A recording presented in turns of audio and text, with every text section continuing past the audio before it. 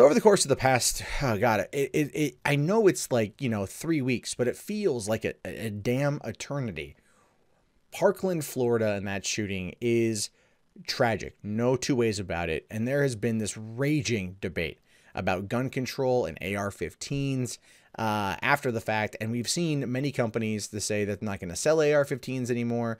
And we've seen other companies say they're going to raise the minimum age to buy rifles, because in many places you can get rifles at the age of 18, rifles and shotguns, but no handguns until you're 21.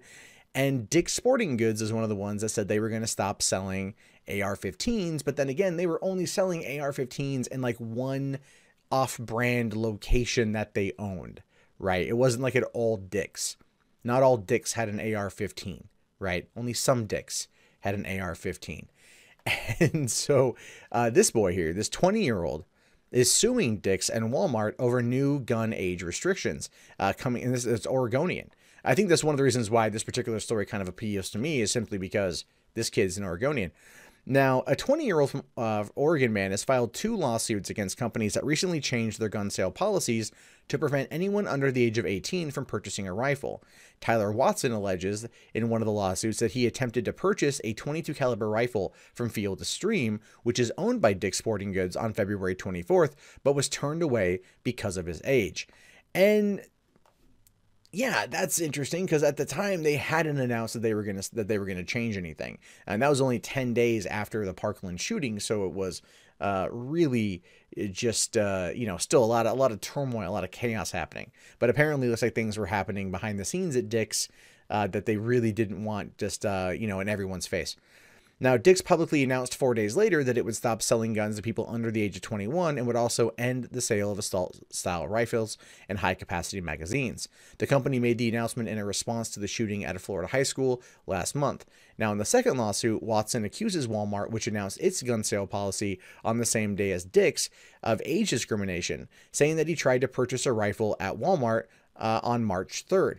Now, I mean, look, I understand that this kid has got, and I'm calling him a kid because he's 20. I feel like he's still around that age.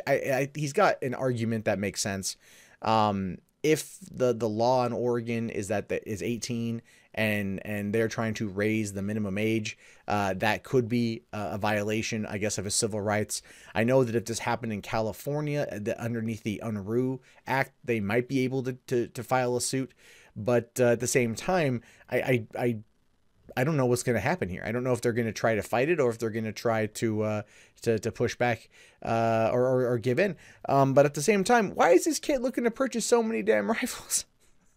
It may just be that he tried buying the .22 caliber rifle and then was turned down. So then he went to Walmart a couple days later and looked to buy it again, and was then denied. Now, the Walmart spokesperson told the Oregonian in a statement that the company would stand by its new policy, but he has not seen Watson's complaint. Watson is asking judges to force both companies to stop unlawfully discriminating against 18, 19, and 20-year-old customers at all Oregon locations. He also seeks punitive damages and attorney fees. Because of course you do. I mean, of course, I understand the attorney fees, obviously, but of course you want punitive damages. I can't buy a gun because I'm not old enough, according to the store policy, and I need money. I am being facetious for a reason. If this kid is, being age discriminated and everything else, then yeah, he's got a case. But I just feel at the same time, it's like, come on, dude. Now is really probably not the time to do that. But then again, now might be the time to do it, because you're going to get the maximum amount of exposure because of this lawsuit, and given everything that's gone on with the shooting in Florida, as well as the NRA boycott and the pushback against AR-15s. But it says here that Oregon law states that residents over the age of 18 can purchase shotguns or rifles. Federal law restricts the sale of handguns to people over the age of 21. In the wake of the Marjorie Stoneman Douglas High School shooting, raising the rifle purchasing age has been the focus of some lawmaker discussions on gun control. Police say the 19-year-old accused in the Parkland shooting legally purchased the AR-15 rifle he used to kill 17 people and injure 14 others. President Trump has called for the age to be raised, saying that he thinks that it's something lawmakers should give very serious thought to. The thing is, though, right now is not the future. Right now is not then. Right now is not a House hearing in Oregon and then going to the Senate to be passed or vice versa, and then going to the governor, Kate Brown, in order to get written into law. So if the state law allows it, do these companies absolutely have to adhere to that? And I'm no lawyer. I know nothing of the sort. I find the story to be interesting because I feel like, yeah, they kind of have to, right? I do feel that ultimately in this particular case, they should adhere to that law. In states where there are no restrictions of such, then I can understand them doing that. But if Oregon has a ruling a law saying that 18 years old can purchase a rifle, discriminating based upon someone's age can probably get you a lawsuit. At the same time, I don't think this kid's a shooter. I'm not trying to imply anything like that. I know I made a crack earlier about why is he buying a rifle, but let's be fair. We're coming into like, what feels like hunting season in the Northwest, coming into the time when you're going to want to buy a rifle and take it out to go shooting or hunting. Not too sure what this kid plans on putting down with a 22, but I'm pretty sure it's probably not going to be a school. So that's for the best. But this is, again, one of those stories that's it's gonna ultimately boil down to a discussion on individual rights and then corporate rights.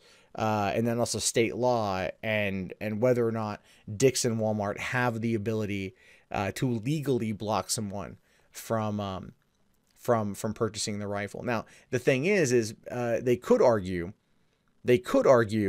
that they felt that the kid was being erratic when he wanted to purchase the rifle and they didn't feel safe selling him the gun, which I do believe there might be a restriction. Again, not 100% sure on that one, but I've heard stories about if you work the gun rack at a place and someone comes in and they look relatively unhinged, you can refuse to sell them a rifle. So that, I mean, it could be one of those things.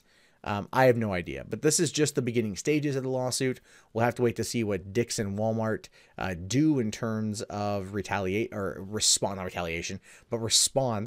to Tyler's lawsuit. And at the same time, I get accused often of being indecisive in my opinions, but I am of two minds here. I do feel that Tyler, at the age of 18 under Oregon law, has the right to purchase it, but then they, as the corporation, have the right to say no. It will be interesting to see where this case goes. This could end up being something that goes all the way to the Supreme Court. But if Dick's and Walmart, and if Dick's, look, to be fair, if Dick's and Walmart are smart, they won't settle this, by the way. If they're smart, they won't settle. If they're smart, what they'll do, because of the current climate and conversation over gun control, and the fact that both Walmart and Dick's were heavily lauded by liberals and by many people for refusing to sell the AR-15s, as well as raising the minimum age to purchase them, they could use this as good publicity. Like they could say, look, we're being attacked for trying to protect your children, and put out those kind of statements. And those kind of statements would go over wonders with certain people, but then it would really, really, really anger other people.